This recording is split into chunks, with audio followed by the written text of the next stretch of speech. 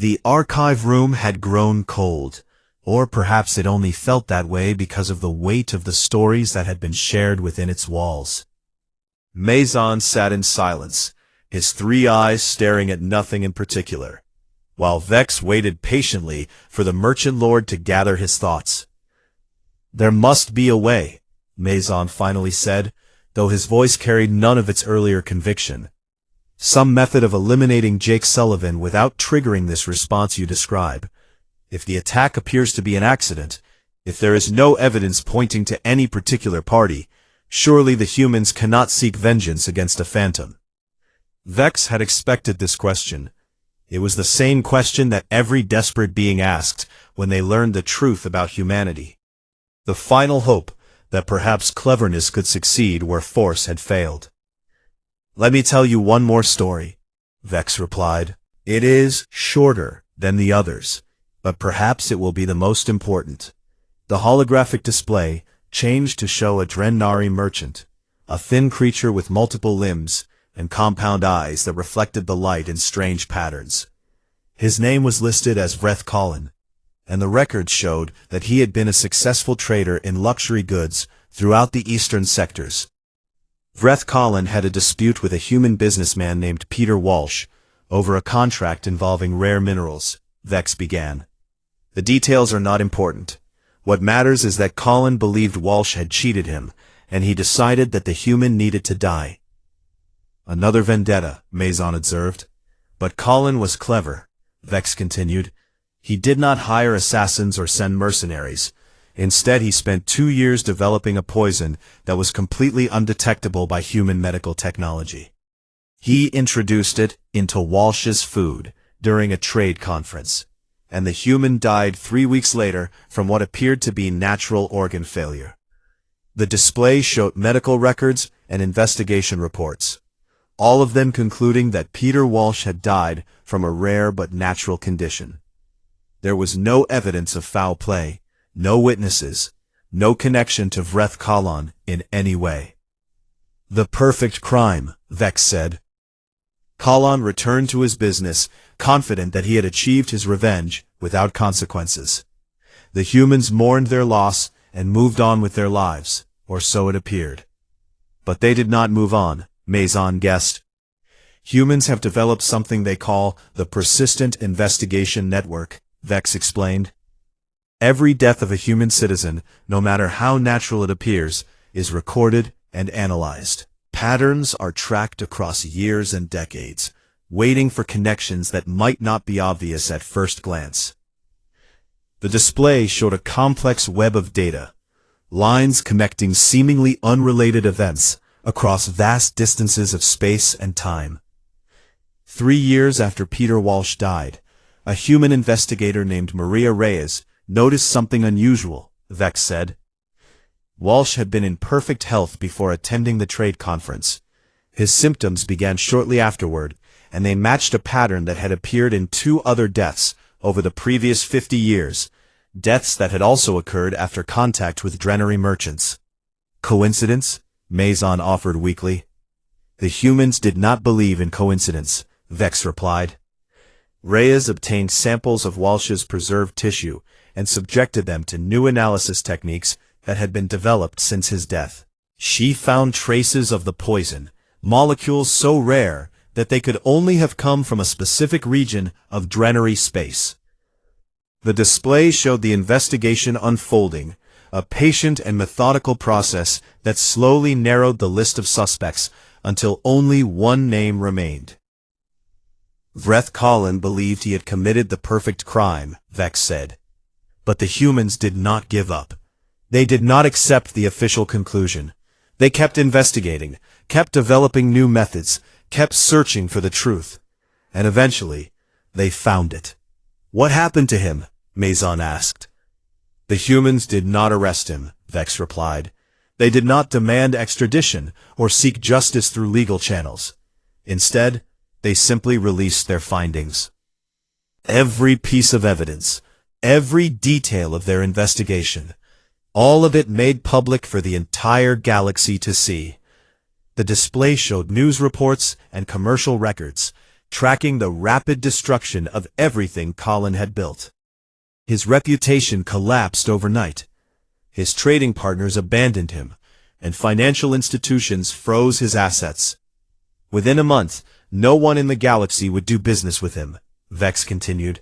Ships refused to carry his cargo, stations refused to let him dock, and even his own family distanced themselves out of fear that association with him would bring the same fate upon them. Social destruction, Maison whispered. He died alone on a station that refused to give him food or shelter, Vex confirmed. His body was found in a maintenance corridor, surrounded by empty containers he had scavenged from waste disposal. The perfect crime had earned him nothing but a slow and miserable end. The display went dark, and Vex turned to face Maison directly. "This is why the Crimson Ledger will not accept your contract," he said. "Not because we fear the immediate consequences, though those are terrible enough. We refuse because humans do not forget. Even if we succeeded in killing Jake Sullivan and made it look like an accident, even if we covered our tracks perfectly, we would spend the rest of our existence looking over our shoulders, waiting for the day when some human investigator finally connected the pieces." Maison was quiet for a long moment, his earlier anger and arrogance completely gone. In their place was something that might have been respect, or perhaps simply the realization that he had been foolish to pursue this course in the first place. "No guild will accept this contract?" he asked finally. "If you want Jake Sullivan dead, you will have to do it yourself, and if you do, you will face the consequences alone, because no one in the galaxy will be willing to help you once the humans begin their investigation." The merchant lord rose from his seat slowly, his movements heavy with the weight of his newfound understanding.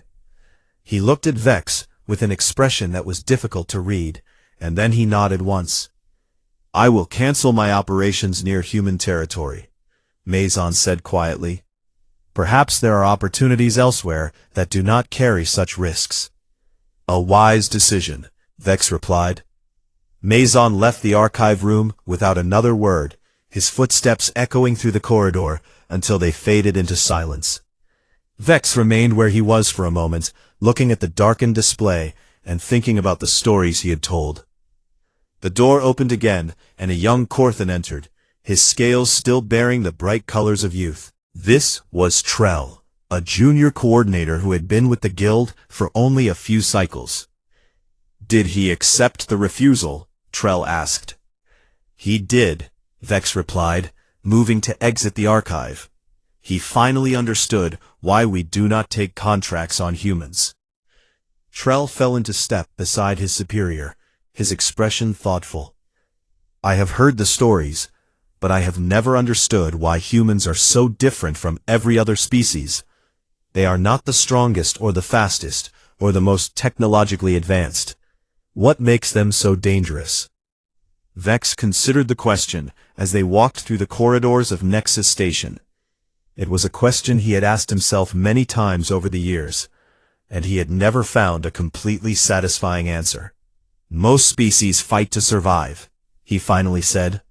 "When the threat is gone, they stop fighting and return to their normal lives.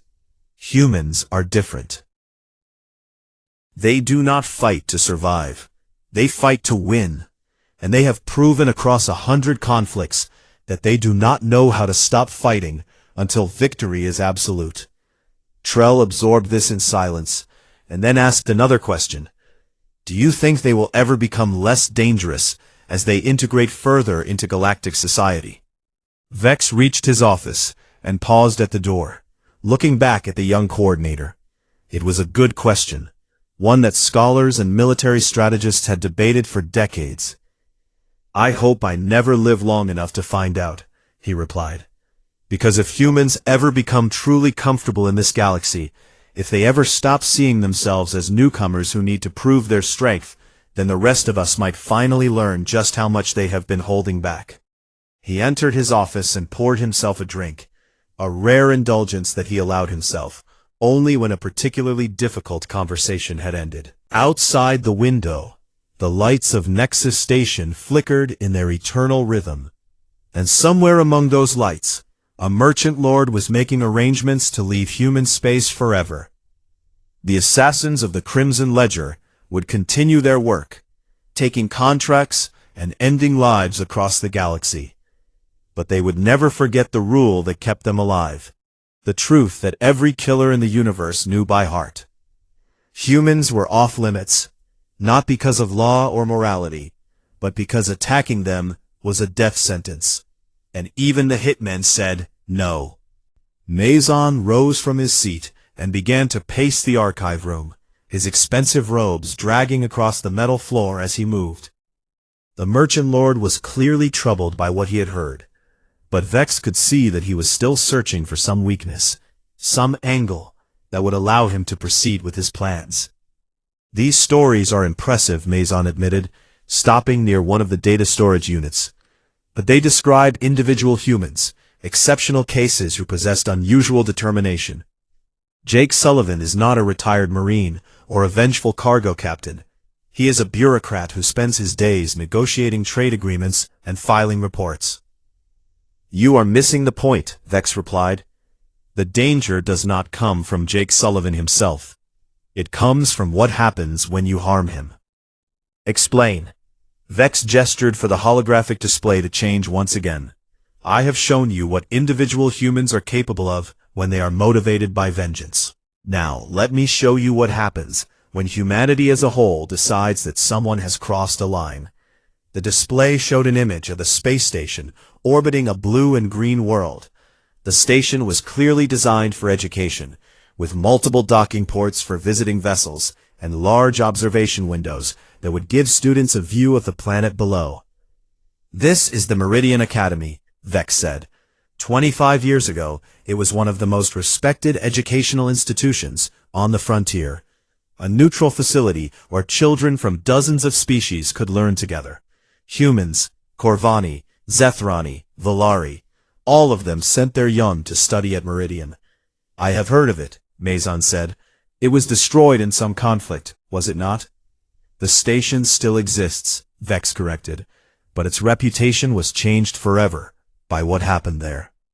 A Korthan warlord named Greth Terran decided that he wanted to expand his territory, and he believed that taking hostages from Meridian would give him leverage to negotiate with the various governments whose children studied there. The display shifted to show the warlord, a massive reptilian creature covered in battle scars and wearing armor that had clearly seen many conflicts. His eyes were cold and calculating, the eyes of someone who viewed other beings as nothing more than tools to be used. Terran sent a strike team to the station and captured several students and teachers, Vex continued. Among them was a human woman named Lisa Tran, a language instructor who had been teaching at Meridian for 8 years. Terran believed that having a human hostage would be particularly valuable, since humanity had been expanding rapidly and had significant resources to offer. "A reasonable calculation," Maison observed. "Hostages are a traditional method of gaining leverage in negotiations. Traditional methods do not apply to humans," Vex replied. Terran sent his demands to the various governments, expecting weeks of negotiation and eventual concessions. Instead, within 72 hours, 3 human naval vessels arrived at his fortress moon.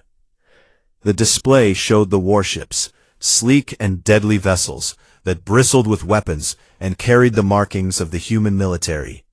They were not the largest ships in the galaxy, but there was something about their design that suggested efficiency and purpose. 3 ships against a fortress moon? Maison frowned. That seems like an inadequate response. It was not a military response, Vex explained. It was a message. The humans did not come to negotiate or to demonstrate force. They came to deliver an ultimatum. Their commander broadcast a single statement to Terran. Return the hostages unharmed within 1 hour, or face complete annihilation. Bluffing, Maison said. Surely they would not risk the lives of their own people. Terran believed the same thing, Vex replied. He had spent his entire life dealing with species who valued individual lives, who would make concessions rather than risk losing their people. He assumed humans would be the same, so he decided to test their resolve. The display showed a recording, grainy footage that had been captured by surveillance systems on the fortress. Lisa Tran was visible, bound and kneeling on a platform, while Terran stood behind her with a weapon drawn. He executed her on a live broadcast, Vex said quietly. He believed it would demonstrate his willingness to follow through on his threats, and would force the humans to negotiate. He expected them to become emotional, to plead for the other hostages, to offer whatever he demanded in exchange for preventing more deaths. Maison said nothing, his 3 eyes fixed on the display. The human commander responded within minutes, Vex continued. She did not plead or negotiate. She simply acknowledged that Lisa Tran was dead, stated that Terran had sealed his fate, and then ordered her ships to begin orbital bombardment. The display showed the fortress from space, and then there was light, terrible and blinding, as weapons designed to crack planetary defenses were unleashed against the structure. When the light faded, there was nothing left but molten rock and debris. The other hostages? Maison asked. Terran had moved them to a separate facility before the execution, Vex replied. The humans had already located that facility. Special forces teams extracted the remaining hostages while the bombardment was still ongoing. Not a single additional human life was lost. The display changed to show a map of the sector, with dozens of markers appearing across multiple star systems. But the humans did not stop there, Vex said. They declared that Terran's actions had proven his entire clan was a threat to civilized species. Over the following 3 years, they hunted down every member of his bloodline, every ally who had supported him, every soldier who had served under his command. Genocide, Maison whispered. They called it justice, Vex replied. They called it sending a message that would be remembered for generations. Harm one human and you do not face one enemy. You face their entire civilization. Every ship, every soldier, every resource they possess becomes dedicated to your destruction. Maison finally sat down again, his body seeming to deflate as the full weight of understanding settled on him. This is what we call the pack response, Vex explained. Humans are social creatures who form bonds with each other that transcend family or tribe. When one of them is harmed, the others do not simply feel sympathy. They feel as though they themselves have been attacked, and they respond accordingly. But surely they cannot respond this way to every threat, Maison protested weakly. They would exhaust themselves fighting constant wars. They do not need to respond to every threat, Vex replied. They only needed to respond once with such overwhelming force that no one would ever consider testing them again. The Meridian incident is taught in military academies across the galaxy, not as a battle study, but as a warning. Do not harm humans, because the consequences are not proportional. The display showed more footage, recordings of other species speaking about what they had witnessed. Diplomats and soldiers and scholars, all of them describing the same thing, a species that would sacrifice anything, do anything, to protect their own. Jake Sullivan is one human, Vex said, but if you kill him, you will not be facing one human. You will be facing a civilization that has proven it will burn worlds to avenge the death of a schoolteacher. Your mining operations, your wealth, your family, everything you have built will become nothing more than fuel for their fury. Maison was pale now, his purple skin taking on a grayish hue as fear finally began to overcome his arrogance.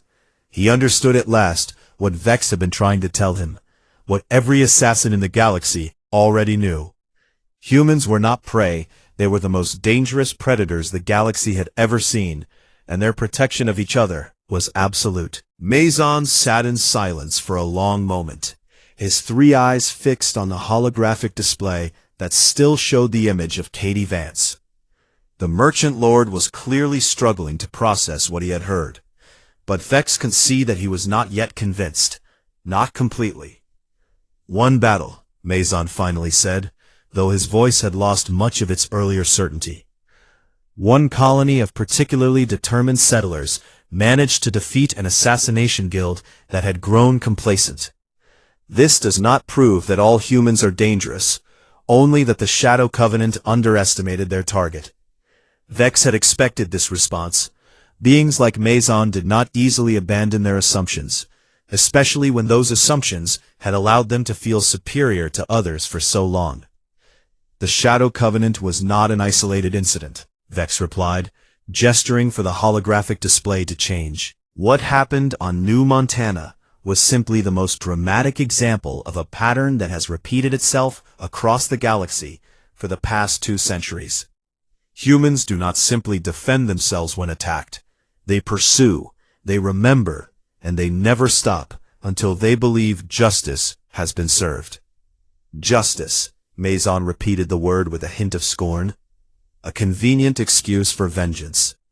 Call it what you wish, Vex said. The results are the same. Let me tell you about Chris Nguyen. The display shifted to show a middle-aged human male with weathered features and tired eyes. He was standing on the deck of a cargo vessel, wearing simple work clothes that marked him as someone who earned his living through honest labor. Chris Nguyen was a cargo ship captain who operated in the Valari sector about 40 years ago, Vex began.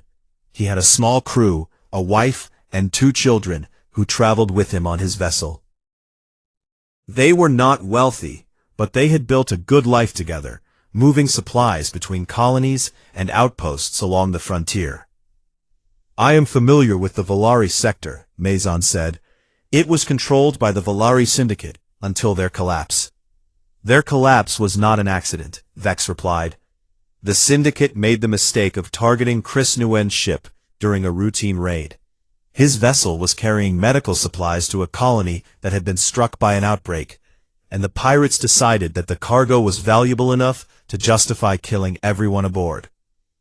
The display showed images of a damaged cargo ship, its hull scarred by weapons fire, and its interior destroyed by the violence that had taken place within. Vex watched Maison's face carefully, looking for any sign that the merchant lord was beginning to understand.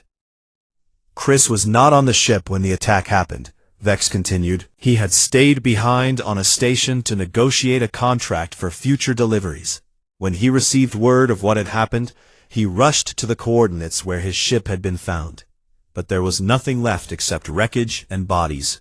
His wife, his children, his entire crew, all of them murdered for a cargo hold full of medicine. A tragedy, Maison said, though his voice carried little genuine sympathy. But such things happen on the frontier. The galaxy is a dangerous place. They do happen, Vex agreed. But what happened next is what makes humans different from every other species. Most beings would grieve, would accept their loss, and would eventually move on with their lives. Chris Nguyen did not move on. He swore that he would destroy the Valari Syndicate, and then he spent the next 12 years making that oath a reality. The display began showing a timeline, marking events across more than a decade. Each entry detailed some action that Chris Nguyen had taken against the Syndicate, starting small and growing larger with each passing year. He began by learning everything he could about his enemy, Vex explained. He studied their language, their customs, their organizational structure. He took jobs that brought him into contact with their operations, never revealing his true intentions, always watching and waiting.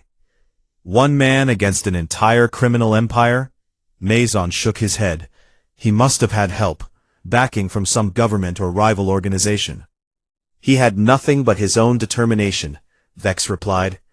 Over those 12 years, he identified key members of the Syndicate and found ways to remove them. Sometimes he exposed their crimes to local authorities. Sometimes he manipulated rival factions into conflict with them, and sometimes he simply waited until they were vulnerable and struck directly. The timeline continued to scroll, showing the gradual deterioration of the Valari Syndicate. Operations failed, leaders disappeared, and paranoia spread through the organization like a disease. By the 10th year, the Syndicate leadership knew that someone was targeting them, Vex said. They hired investigators to find the source of their problems, and eventually they discovered that a single human had been responsible for the destruction of nearly a third of their operation. They were terrified, and they decided to negotiate. Negotiate? Maison repeated. With one man? They offered him everything, Vex confirmed. Wealth, territory, an apology for the deaths of his family, even the heads of the pirates who had actually carried out the attack. They believed that any reasonable being would accept such an offer and end his vendetta. And he refused. He refused, Vex nodded. He told them that they had taken everything from him, and he intended to take everything from them in return. He was not interested in compensation or apologies, only in complete and total destruction. The display showed the final years of the Syndicate's existence, a rapid collapse that left nothing behind. Operations crumbled, members fled to distant sectors, and those who remained were systematically eliminated.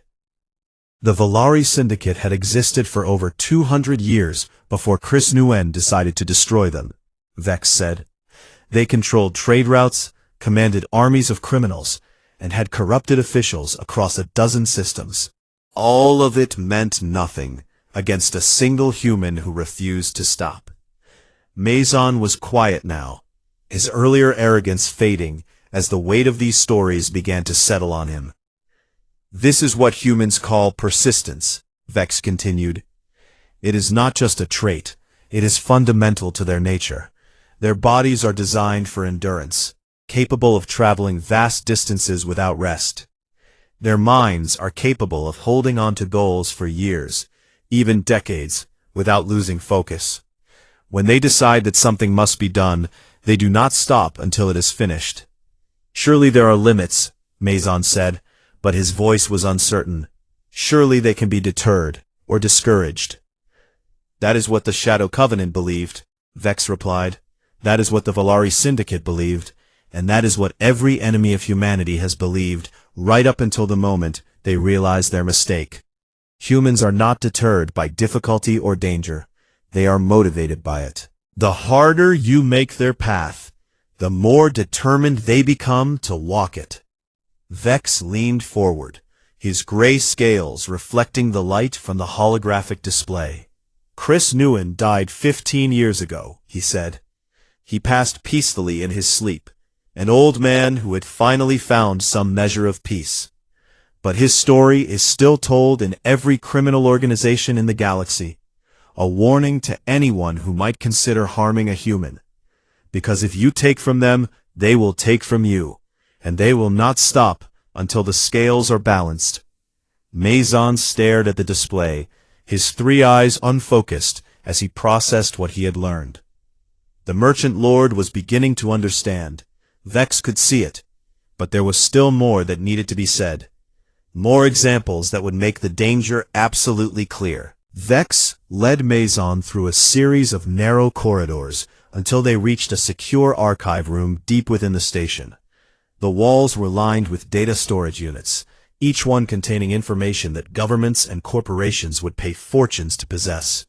And the air hummed with the sound of cooling systems working to keep the delicate equipment functioning. "What is this place?" Maison asked, looking around with a mixture of curiosity and impatience. "This is where we keep the records that matter," Vex replied, activating a holographic display in the center of the room. "The contracts that went wrong, the operations that failed, the lessons that cost lives to learn, and most importantly, the files on species that should never be targeted under any circumstances."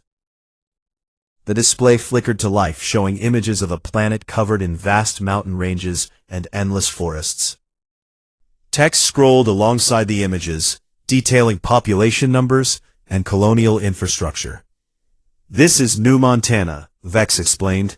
60 years ago it was a young human colony, home to approximately 200,000 settlers, most of them farmers and miners, trying to build new lives on the frontier. The Zethrani Empire saw it as a perfect target, a soft colony far from human military protection. "I remember the Zethrani," Maison said. "They were a powerful empire in the western sectors, They collapsed about 50 years ago, did they not? They did not collapse, Vex corrected him. They were broken, and what happened on New Montana was the beginning of their end.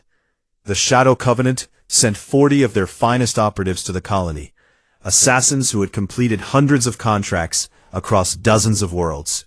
Their mission was simple: eliminate the colonial leadership and create chaos that would slow human expansion. The holographic display shifted to show personnel files, images of various alien species with lists of their confirmed kills and special abilities. These were beings who had made careers out of ending lives, professionals who understood death in ways that most creatures could never imagine. What happened to them? Mazon asked, though his voice had lost some of its earlier confidence. None of them returned, Vex said simply. Not one. Within the first week, 12 operatives went silent. The Shadow Covenant assumed they had been captured, so they sent extraction teams. Those teams also disappeared. The display changed again, this time showing grainy footage from what appeared to be a body camera. The image was dark, showing dense forest and rocky terrain. And somewhere in the background, there was the sound of something moving through the underbrush. This footage was recovered from a data chip found on one of the bodies, Vex explained. It shows the final hours of an operative named Threll, a Venari assassin who specialized in wilderness elimination.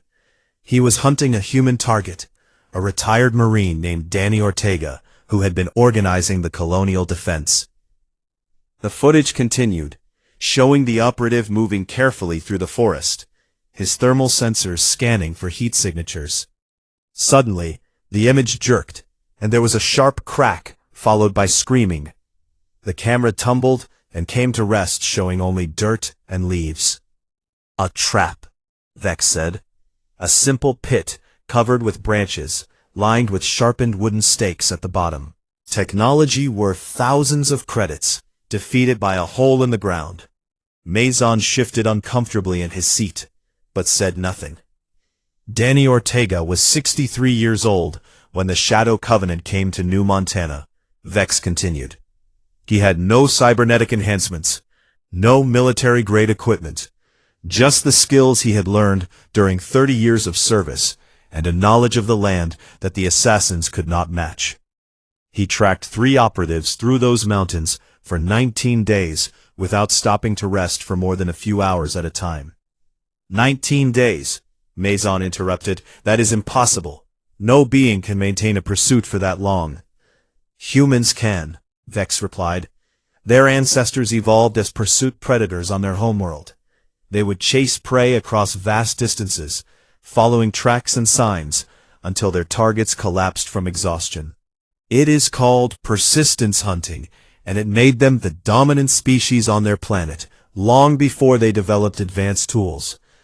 The display showed more footage and images, documenting the systematic destruction of the Shadow Covenant operatives. There were recordings of ambushes and traps, evidence of coordinated attacks by colonists who had no formal military training, but who had adapted to the threat with terrifying speed. The colonists learned, Vex said.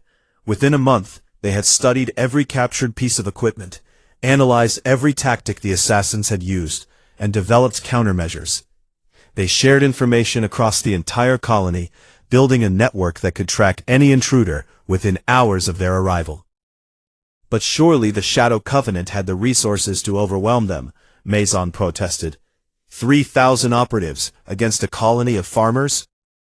They tried, Vex acknowledged. They sent a second wave, 200 of their best. The colonists were ready. They had turned the entire northern continent into a killing ground, using the terrain and the weather to their advantage. The assassins were not hunting anymore. They were being hunted. The holographic display showed a map with dozens of markers, each one representing a location where an operative had been found dead. The markers formed a pattern that radiated outward from the colonial settlements, showing how the humans had pushed their enemies further and further into hostile territory. The Shadow Covenant leadership finally understood what they were facing, Vex said. They sent a message to the colonists. offering to withdraw all operatives and pay compensation for the deaths that had occurred. They thought the humans would be reasonable, that they would accept peace when it was offered. And did they? No, Vex replied, and there was something cold in his voice. The humans refused. They said that anyone who came to their world with the intention of killing their people had forfeited any right to mercy. And then they did something that no one had ever attempted before. The display changed one final time, showing the image of a woman with short dark hair and sharp eyes. Her name was listed as Katie Vance, and her occupation was simply marked as Colonial Militia. Katie Vance was a schoolteacher before the attacks began, Vex explained. After her husband was killed by one of the first assassins, she volunteered for the militia and quickly proved herself to be an exceptional leader. When the Colonial Council decided that defense was not enough, she was chosen to lead a strike team against the Shadow Covenant directly.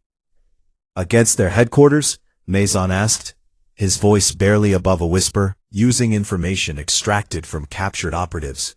She led a team of 12 volunteers to the hidden station where the guild's leadership operated. They infiltrated the station, killed every member of the ruling council, destroyed their records and their resources, and escaped before anyone could respond. Vex paused, letting the weight of his words settle over the room. The Shadow Covenant ceased to exist, he concluded. 3,000 operatives, 100 years of history, all of it erased by a species that had only been traveling among the stars for a century and a half. And that is why no one will accept your contract, because we all remember what happened to those who thought humans were easy prey. The lights flickered in the lower levels of Nexus Station, casting long shadows across the narrow corridors where only criminals and desperate souls dared to walk.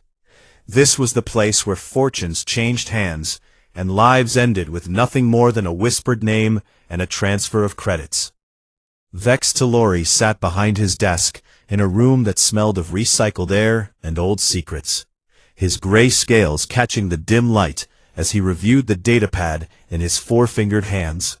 He had been the senior coordinator for the Crimson Ledger for over 30 cycles, and in all that time he had never once hesitated to accept a contract. Until now.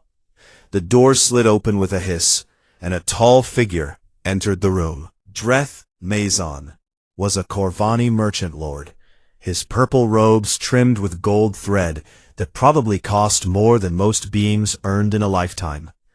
And his 3 eyes gleamed with barely contained fury as he approached the desk.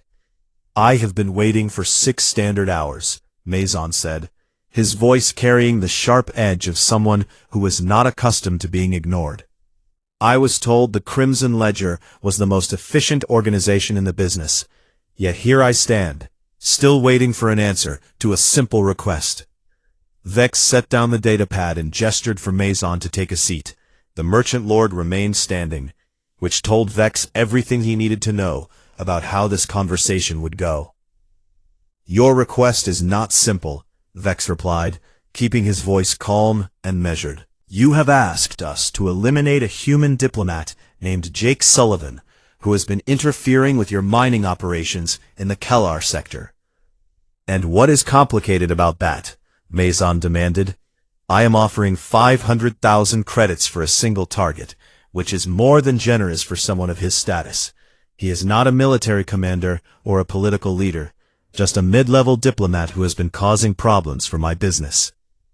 Vex leaned back in his chair and studied the merchant lord carefully. He had seen this kind of arrogance before, usually from beings who had grown wealthy without ever truly understanding how the galaxy worked.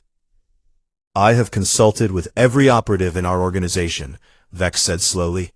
I have contacted freelancers we have worked with in the past, and I've even reached out to members of rival guilds who owe us favors.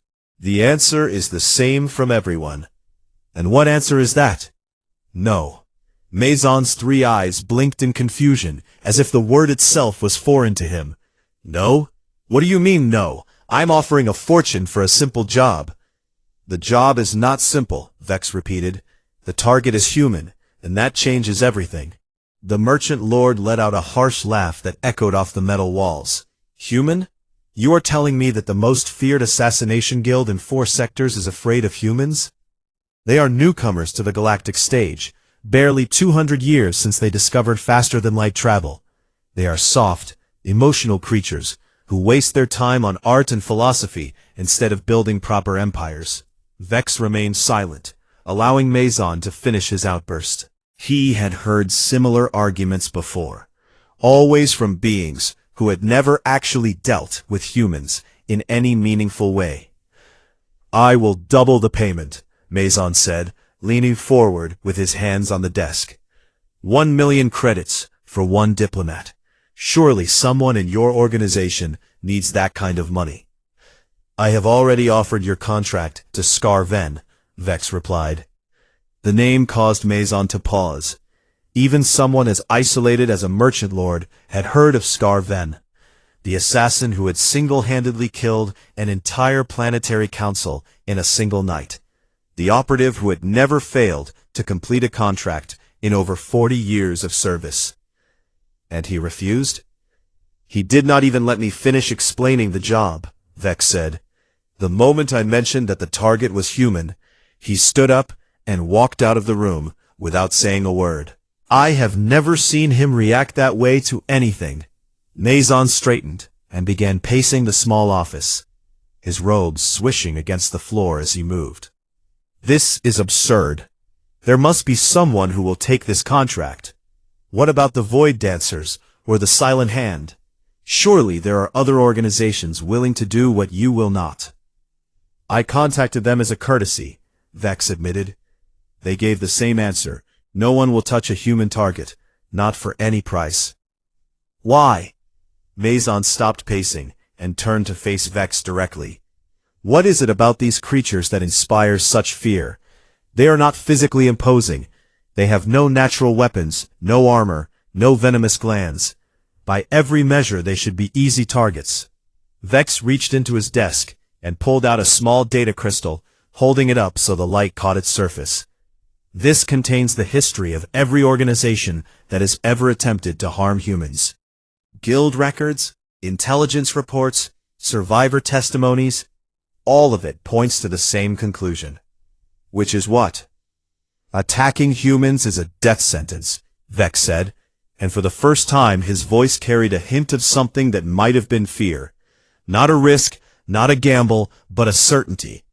Every guild that has ever targeted humans has been completely and utterly destroyed. Maison scoffed and waved his hand dismissively. Propaganda. The humans are clever with their information networks, spreading stories to make themselves seem more dangerous than they really are. Sit down, Vex said, and there was an authority in his voice that made even a merchant lord obey. I am going to tell you a story, and when I am finished, you will understand why the Crimson Ledger will never accept your contract. Maison lowered himself into the chair across from Vex, his expression a mixture of annoyance and curiosity. He clearly believed he was about to hear nothing more than exaggerated tales designed to justify cowardice. Vex activated the data crystal and began to speak. 60 years ago there was a guild called the Shadow Covenant. They were the largest and most powerful assassination organization in known space, with over 3,000 operatives spread across 100 systems. Their leadership believed they were untouchable, and when the Zethrani Empire offered them a contract to destabilize human expansion by eliminating colonial leaders, they accepted without hesitation. I have heard of the Shadow Covenant, Maison said. They vanished decades ago. Some say they disbanded, others say they were absorbed by rival organizations. They did not disband, Vex replied, his voice dropping to barely above a whisper. They were exterminated, every single member, hunted down and killed by the very species they had been hired to destroy. And that is only the beginning of what I need to tell you. The lights flickered again, and in the shadows of that cramped office on Nexus Station, Vex Talori began to explain why the most dangerous predators in the galaxy were not the ones with claws and fangs, but the soft-skinned creatures from the small blue planet who had somehow learned to turn persistence into a weapon more terrifying than any the universe had ever seen.